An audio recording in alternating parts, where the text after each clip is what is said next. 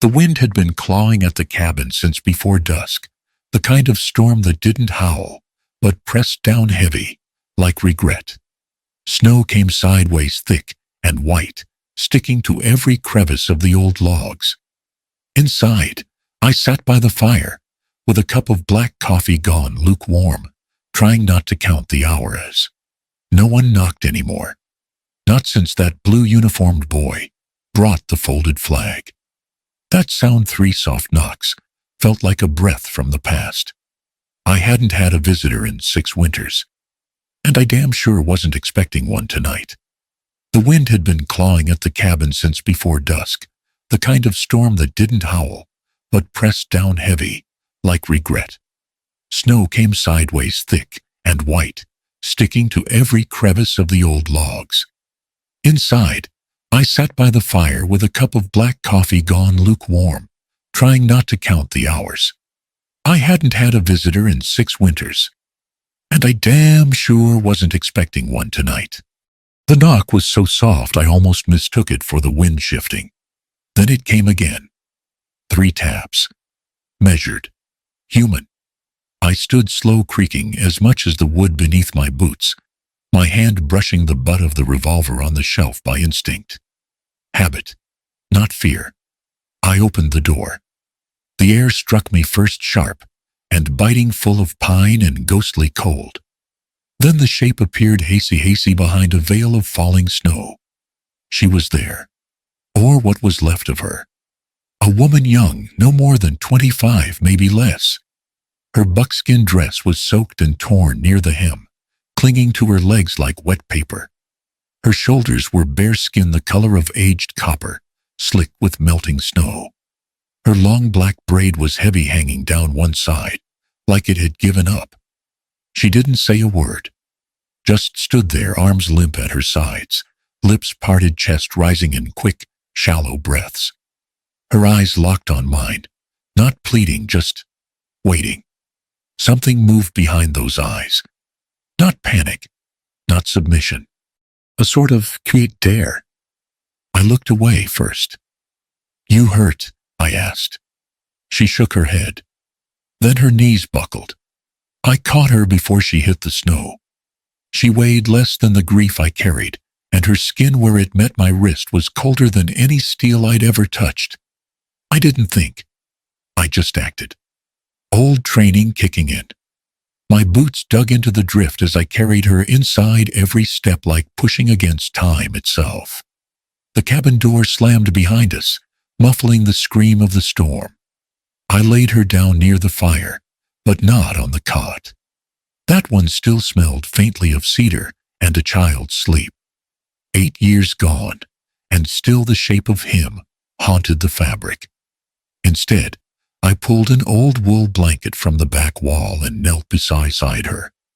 Her dress clung like second skin collarbone, sharp as a blade, and the curve of her side where fabric had torn caught the firelight. I turned away, jaw tight. "Don't move," I said, voice lower than I meant. She didn't. My hands worked quickly, setting water to heat, shoving a broken cup aside, one my wife had loved. Funny how these things surfaced when you least wanted them. She was cold to the touch, but not dead. Not yet. I didn't think. I just acted. Old training kicking in. I carried her in, one boots thudding on the plank floor, and laid her down near the fire. Her dress clung to her like second skin, and for a second, I saw too much. Collarbone sharp as a blade. The curve of her side where fabric had torn. I turned away, jaw tight, and grabbed the wool blanket from my cot. "Don't move," I said, voice lower than I meant. She didn't. I wrapped the blanket around her, careful not to press. Her hands were red, the fingers swollen and cracked. She winced as I touched them. "Frostbite," I murmured. She nodded once, barely. I poured hot water into a tin cup, dropped in salt, and a bit of honey I'd saved from last spring. Her hands trembled as she took it. "Sip it slow," I said. She did. One sip, then another. Her eyes never left me. I crouched nearby, not close, just enough to watch her face in the firelight. There was a rawness there that didn't come from cold. She had the look of someone who'd run far and left something behind worth mourning. She didn't ask where she was. She didn't ask who I was. Just sat there drinking, shaking, wrapped in heat and silence. I didn't speak either. Not at first. Instead, I watched the snow. It piled at the windowsill like it wanted in. The storm wasn't letting up. The world out there was gone, swallowed. I turned back to her. "What's your name?" She hesitated. "Taya." "I'm Silas." She didn't nod, just filed it away, like it might be useful later. A silence fell again, but it wasn't empty. It had weight, like we were both waiting to see if the other would break first.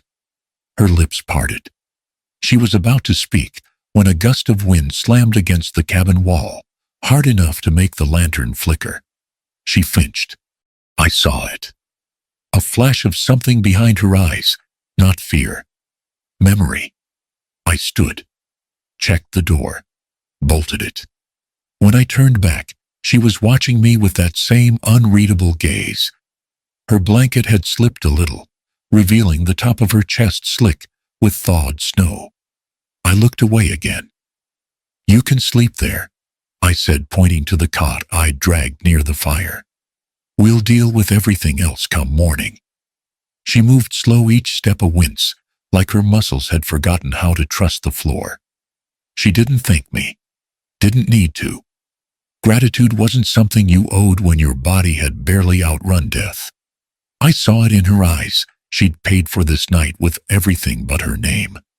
I sat back in my chair, the fire popping low between us, and tried not to think about the smell of wet pine and skin, or the way her voice had trembled on her name, like it wasn't hers anymore. Outside, the storm kept howling. The logs creaked like bones. The snow beat against the windows in waves, like it was trying to get in to take both of us. Inside, a new silence settled. Not hostile, not comfortable. Something in between. Something alive. I watched the flames claw upward. I'd seen death wear many faces. Tonight it wore hers, and I still let I feel safe. The fire was still going when I woke. Just embers and a soft red glow, enough to see her form curled tight on the cot blanket, pulled up to her chin. For a moment I thought she might have slipped away, in the night, vanished like some wandering ghost. But then she stirred. Taya. The name echoed quieter in the morning light, as if saying it again might break something delicate between us. I stood slowly, joints stiff, boots cold from the floor. I added more wood to the fire, careful not to make noise. She didn't move, just breathed shallow, slow, alive. Her skin, dry now, caught the firelight in places the blanket didn't cover. Her shoulder, one arm the side of her throat. It wasn't indecent, but it stirred something in me anyway. Something I'd spent years burying beneath grief and frost and silence. I turned away. I put water on to boil. Grabbed another tin mug, the one with the dent in its rim. I'd used it every morning for 10 years. Funny how some things outlast you. Behind me the cot creaked. I glanced over. She was sitting up now, blinking slowly, eyes still heavy with sleep, or maybe with something else. Her hair had dried in waves, still tangled. She didn't fix it. Didn't seem to care. "Water'll be hot soon," I said, voice rough from disuse. She nodded, wordless again. But the nod meant something. She wasn't all ice anymore. I brought her the mug once it steamed. She took it in both hands like it might run away. Sipped once. Then again. Still didn't look at me. Her lips parted. A breath. Not a word. I knelt by the cot, slow. Careful. The blanket had slid off one leg, and I could see her ankle, swollen red, blistered near the edge.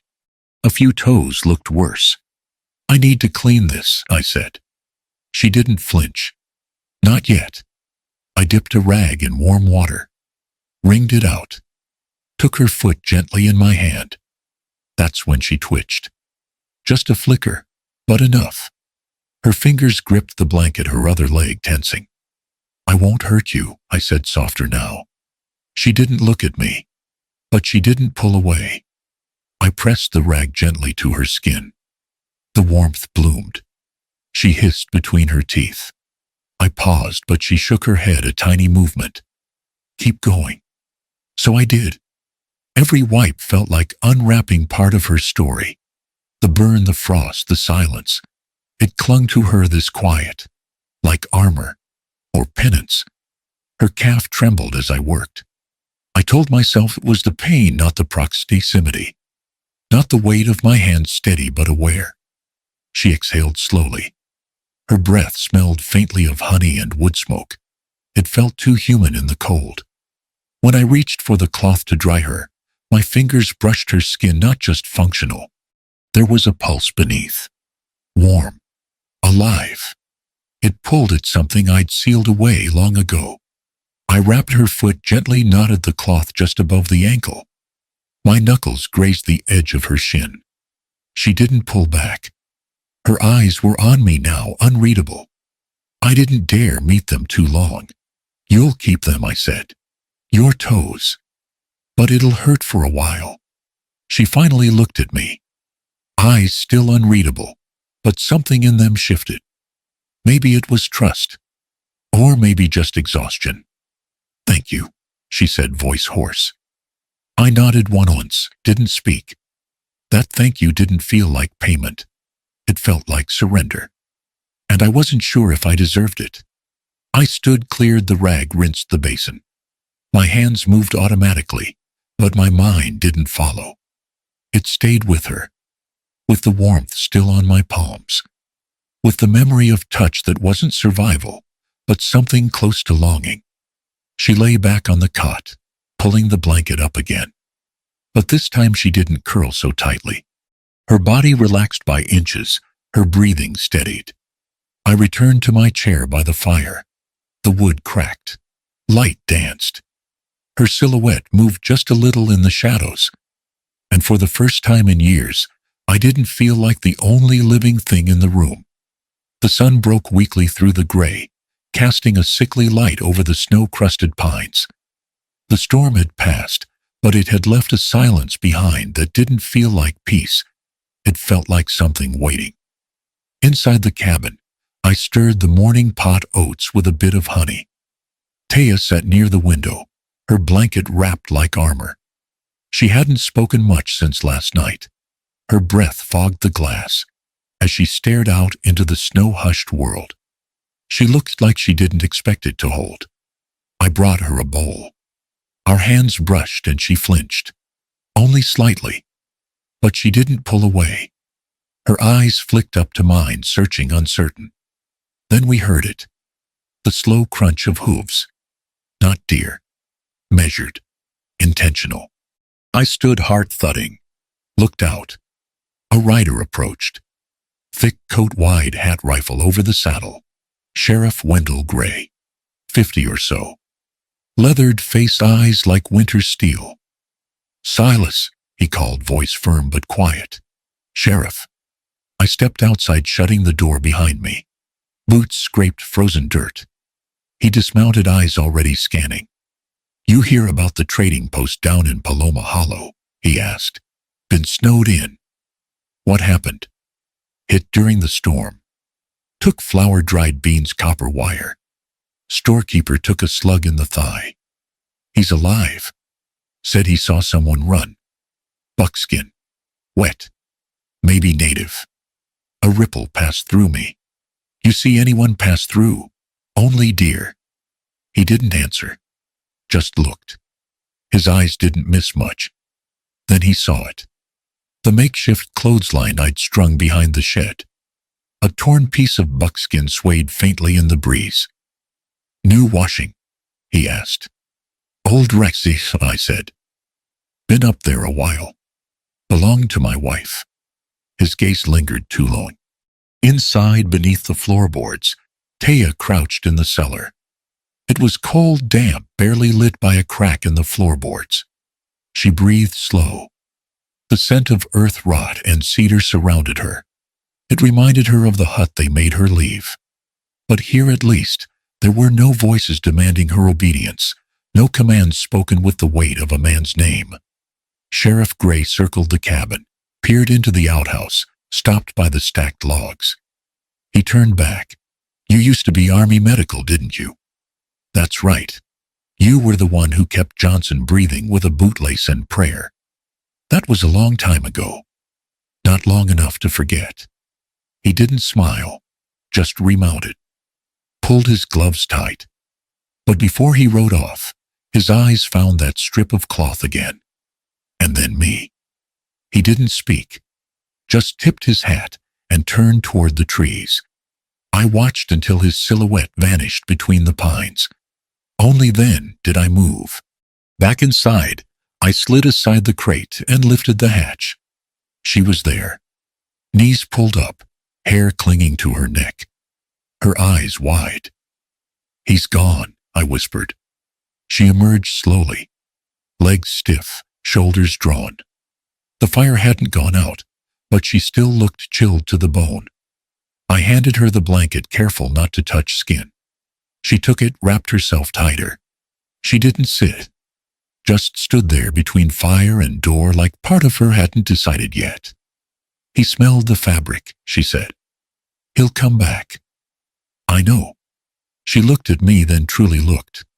And for a moment I felt something crack under the weight of her silence. I'd spent years building walls, hiding behind medicine, wood smoke, and grief. But her gaze peeled something raw and human out of me. I didn't know still existed. Her lips dry, eyes asking more than her mouth would say. "I didn't take anything," she said. "They left me with nothing but the wind. I ran." "You didn't shoot anyone?" Her head shook once sharp. "No, I wouldn't. Not even him." "Who?" She paused, swallowed. "My husband's brother, the chief's son. He said I brought shame, that I was empty." I didn't speak, just listened. Sometimes words were too heavy to carry alone. She sank slowly to the chair near the fire, her feet curled beneath her. I set another log to burn. She watched the flames. "My sister tried to help. She brought me bread. They caught her." Her voice cracked. "I don't know if she's—" She stopped, pressed lips shut, breath shallow. I said nothing, just slid a mug of hot water toward her. She took it with both hands as if it might disappear. We sat in the cabin's hush, two people bound not by trust, but by the act of surviving the night.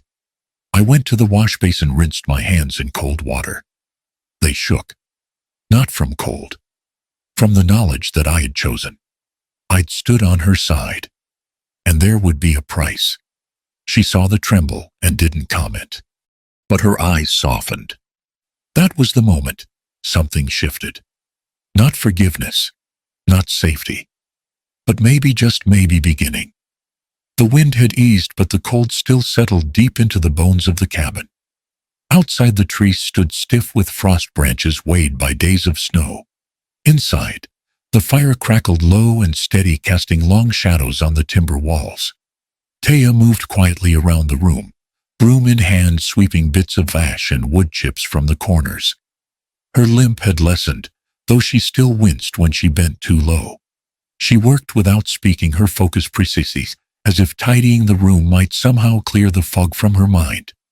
I watched her from the doorway, my arms crossed against the morning chill. I hadn't asked her to clean, but she did it anyway, as if claiming her place in the silence between us. She paused by the hearth, where my old shirt, wool-lined, fraying at the collar, lay across the back of a chair.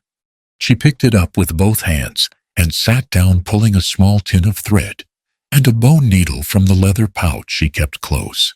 Her fingers were still raw in places, but they moved with skill, like she'd spent years mending things that mattered.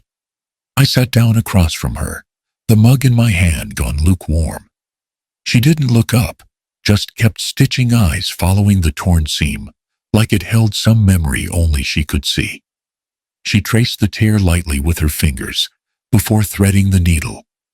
The back of her hand brushed the fabric's inside lining near the chest where warmth used to rest. For a breath, she stopped, her eyes distant. "You were a doctor," she said finally, voice low. "In the war." "I was." "You treated youth before." I nodded. "A boy, maybe 14, took a bullet to the thigh. I stopped the bleeding, packed it with honey and moss. His mother cried so hard she nearly fell into the fire." She paused her stitching. "What happened?" "Word got out. The locals didn't like it. Said I was helping the enemy. Militia came one night. Burned my wagon. Beat me near senseless. Took the boy." Taya's fingers trembled slightly on the thread. "And the boy?" "I looked into the fire. I never saw him again." Silence wrapped the room. No judgment, no pity. Just the hum of something shared. She reached across the table then. Slowly. Her fingers touched mine, tentative but steady, the first time she'd initiated contact. My breath caught not from surprise, but from what it didn't feel like fear. Her skin was warm, not from the fire, but from her. She didn't speak. Neither did I. The fire cracked. I shifted my hand slightly, not to pull away, but to let her know I noticed. Her fingers lingered. Then she drew them back and resumed sewing. The stitched line was neat, tighter than I ever managed. She knotted the thread, bit the end clean, and laid the shirt down gently. I reached for the fabric, my hand brushing hers again. She didn't move. We both looked up at the same time. In the flicker of firelight, I saw not just her face, but the shape of the days behind her, the weight of silence, the ache of choices made alone. And I wondered what she saw in me. A man trying not to drown in ghosts. No kiss followed. No promise. Just a breath shared across a narrow table. And for that moment, it was enough. I took the shirt and slipped it over my shoulders. It still smelled faintly of cedar, and the years since I'd last worn it. Taya stood stretching, her back braid falling over her shoulder. She placed the needle back in its tin and set it near her pouch. "Thank you," I said. She nodded once and turned toward the fire. The air felt different now, like the cabin had shifted, as if the place itself had started to make room. I picked up 2 logs and placed them in the hearth. The flames jumped higher, warming the space between us. That night, neither of us said much. She curled on the cot, with the blanket tucked around her shoulders. I sat in the old rocker, watching the shadows play against the wall. Outside, the snow had stopped falling. But inside, something else had started. Not loud, not clear, but real. The embers glowed a quiet red, and in that soft, flickering light, we let ourselves breathe. The morning air was dense with silence, the kind that precedes thunder.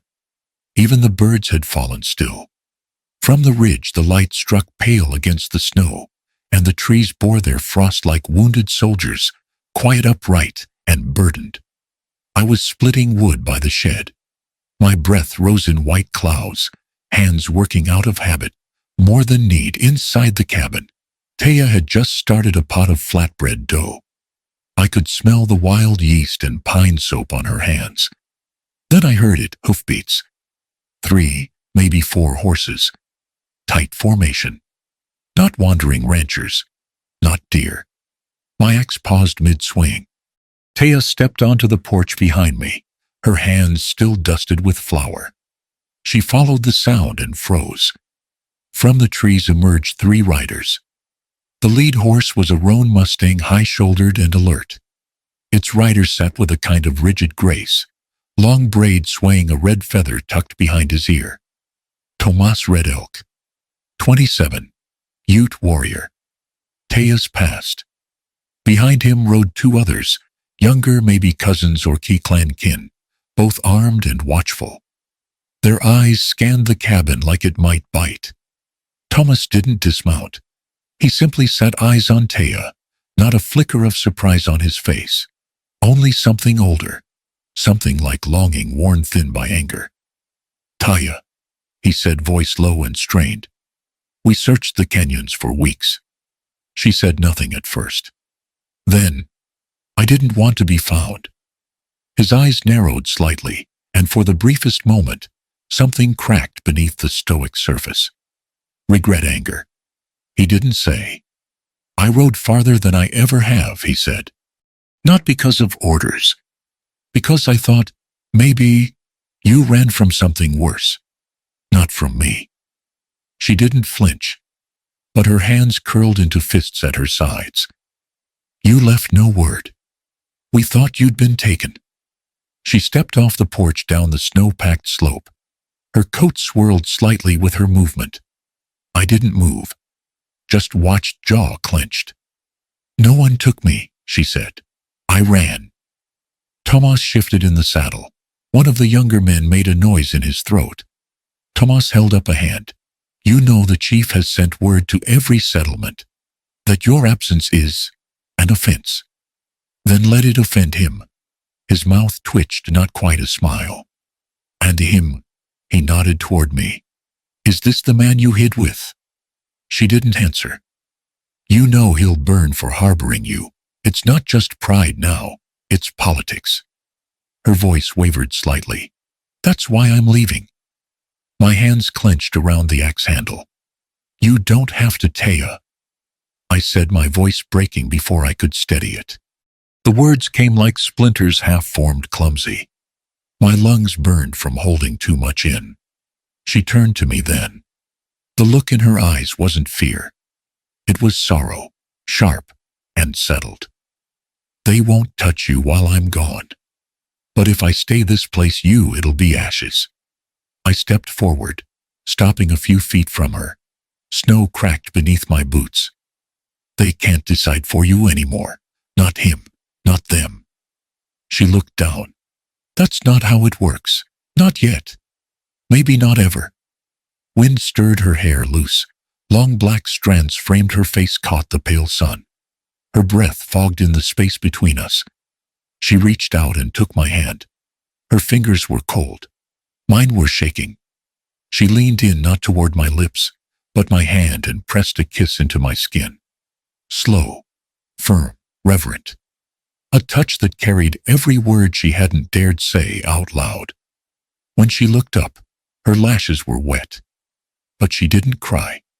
She stepped back, turned, walked toward Tomas's horse. He said nothing, simply extended the reins of a spare horse. She climbed into the saddle, braid swaying against her back. No one spoke.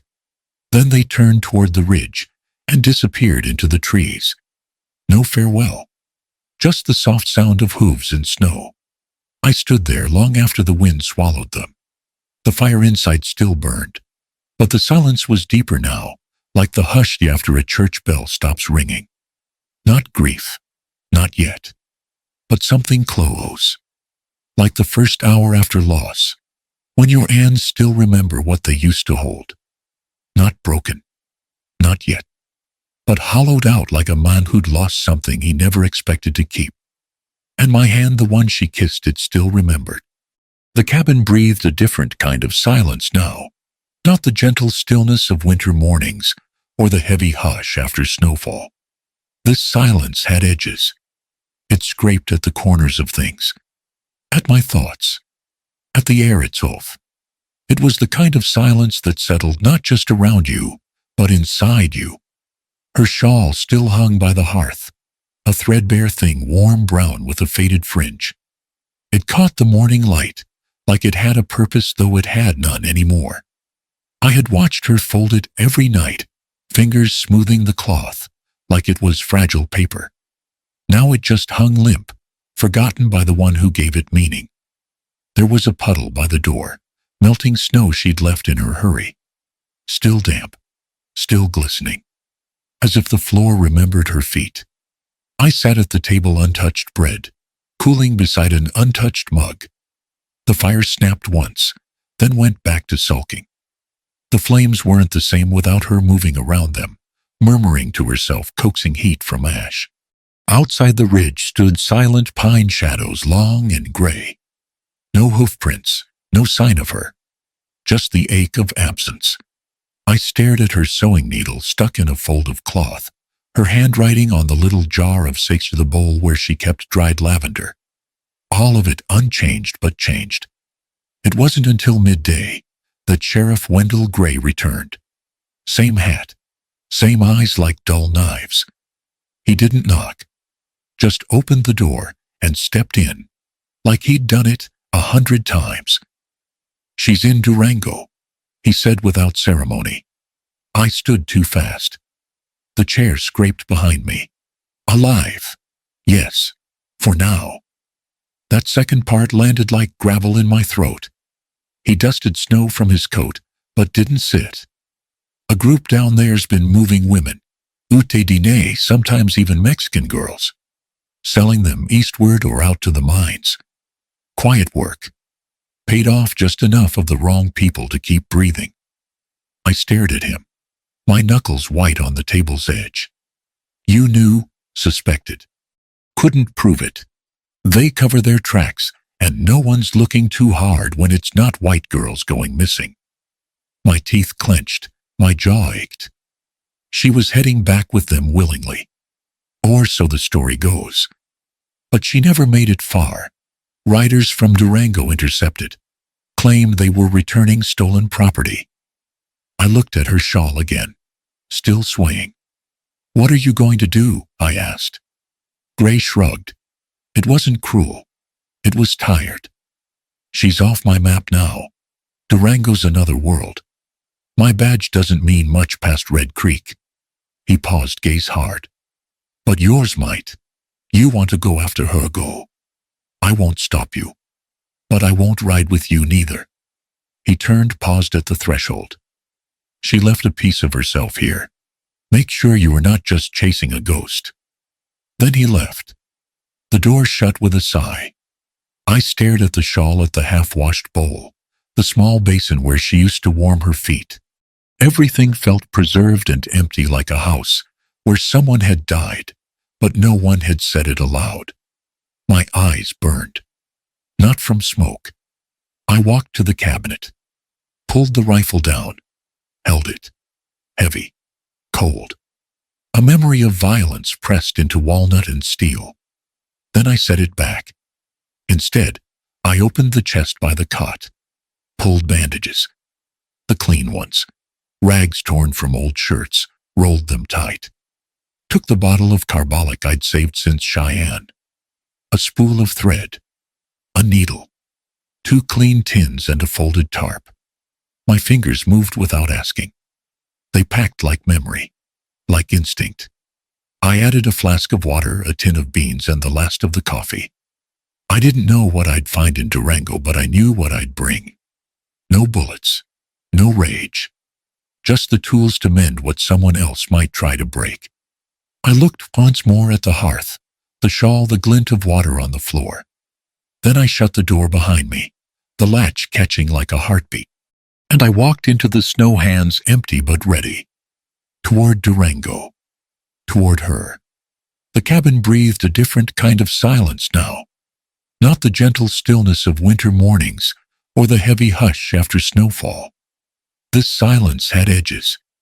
It scraped at the corners of things, at my thoughts, at the air itself. Her shawl still hung by the hearth, a threadbare thing, warm brown with a faded fringe. It caught the morning light, like it had a purpose, though it had none anymore. There was a puddle by the door, melting snow she'd left in her hurry. Still damp, still glistening, as if the floor remembered her feet. I sat at the table, untouched bread, cooling beside an untouched mug. The fire snapped once, then went back to sulking. Outside the ridge stood swanwinty shadows, long and gray. No hoofprints, no sign of her, just the ache of absence. It wasn't until midday that Sheriff Wendell Gray returned. Same hat, same eyes like dull knives. He didn't knock, just opened the door and stepped in, like he'd done it 100 times. "She's in Durango," he said without ceremony. I stood too fast. The chair scraped behind me. Alive. Yes, for now. That second part landed like gravel in my throat. He dusted snow from his coat, but didn't sit. A group down there's been moving women Didnt, sometimes even Mexican girls, selling them eastward or out to the mines. Quiet work. Paid off just enough of the wrong people to keep breathing. I stared at him, my knuckles white on the table's edge. You knew. Suspected. Couldn't prove it. They cover their tracks and no one's looking too hard when it's not white girls going missing. My teeth clenched. My jaw ached. She was heading back with them willingly. Or so the story goes. But she never made it far. Riders from Durango intercepted, claimed they were returning stolen property. I looked at her shawl again, still swaying. What are you going to do? I asked. Gray shrugged. It wasn't cruel. It was tired. She's off my map now. Durango's another world. My badge doesn't mean much past Red Creek. He paused, gaze hard. But yours might. You want to go after her, go. I won't stop you. But I won't ride with you neither. He turned, paused at the threshold. She left a piece of herself here. Make sure you're not just chasing a ghost. Then he left. The door shut with a sigh. I stared at the shawl, at the half-washed bowl, the small basin where she used to warm her feet. Everything felt preserved and empty, like a house where someone had died, but no one had said it aloud. I walked to the cabinet, pulled the rifle down, held it, heavy, cold. Then I set it back. Instead, I opened the chest by the cot, pulled bandages, the clean ones, rags torn from old shirts, rolled them tight, took the bottle of carbolic I'd saved since Cheyenne, a spool of thread, a needle, 2 clean tins and a folded tarp. My fingers moved without asking. They packed like memory, like instinct. No bullets, no rage, just the tools to mend what someone else might try to break. I looked once more at the hearth, the shawl, the glint of water on the floor. Then I shut the door behind me, the latch catching like a heartbeat. And I walked into the snow, hands empty, but ready. Toward Durango. Toward her. Durango wasn't built for mercy. It was a place of smoke ash and sharp corners where secrets changed hands like whiskey and justice came late, if at all. I arrived at dusk, boots slick with melted snow, my pack heavier with each mile. I hadn't slept, hadn't spoken since I left the ridge. Only one thought drove me forward: find her. The town was quiet in a way that made my teeth ache. I started at the trading post, where Gray had mentioned her captors might have passed through. Faces turned when I asked, most of them turning away, just as quickly, except one. Her name was Clara, mid-40s widow, ran a food stall near the stables. She'd seen Taya 3 days earlier, dragged bleeding from the temple, her shawl half off her shoulder, trying to fight even as 2 men forced her into the back of an old store near the blacksmith's alley. Clara pointed me there. They call it the cellar. Only Gray ever seemed to know what went on below. I waited for nightfall, then broke the lock. Taya was inside, shackled to a pipe lip, busted one ankle, twisted arms covered in bruises. Her eyes met mine, not pleading, just aware. I rushed to her. She didn't cry, just whispered, "You came, I'm here." I picked the lock with a bent nail and steadied her against me. What happened? They caught me trying to escape. Beat me. Said they'd make an example. I wrapped her arm with linen, pressed a cloth to her brow. She winced, but didn't whimper. We slipped out through the back alley, slow and quiet. In an abandoned tack room behind the stables, I cleaned her wounds. My hands moved without hesitation. Why, she asked again, eyes cloudy with fever. Because I couldn't stay behind. And because you left the door open. The next morning, I walked into the sheriff's office, not Gray's, but the town magistrates. I handed them a ledger I found under the floorboards of the store, names, prices, dates. Taya's initials beside a dollar amount. Girls from all over. Gray's name was there too, signed next to monthly payments. He was arrested that afternoon. Tried to talk his way out, said I forged it. But Clara came forward. And an older woman named Mrs. Valencia, who had once survived that same cellar, spoke on record. That broke the town's silence. A few of the traffickers fled. A few didn't. The law took who it could. Thomas Red Elk. He wasn't part of it. Clara said he came looking for Taya too, a day too late. He rode south when he found out she was gone. We stayed 2 nights in Durango. Taya barely moved. I cooked and washed and packed. On the morning of the 3rd day, I asked, "You want to go back?" She nodded. Back at the cabin, the air felt different. Not haunted, not yet whole, but waiting. She sat by the fire, her legs folded, wrapped in the mended shawl. I'd stitched it while she was gone. She ran her fingers along the seams. "I'm not a burden," she said, voice even but soft. I met her eyes. "I never thought you were." I reached beneath the cot, pulled out the shirt she had once patched. I kept it, because I believed you'd come back. She took it in both hands, held it like something sacred. There were no kisses, no trembling confessions, just her hand slipping into mine, steady, warm. Later, she stood, walked to the window. Snow was melting. Patches of dark soil peeked through like old memories breaking surface. She placed a hand on her belly. Didn't speak. I stepped beside her. Looked out too. Outside, a narrow shaft of sunlight split the clouds. It touched the eaves. The snow. The stone path we'd cleared 100 times. Spring had come. And everything else was just beginning. The end.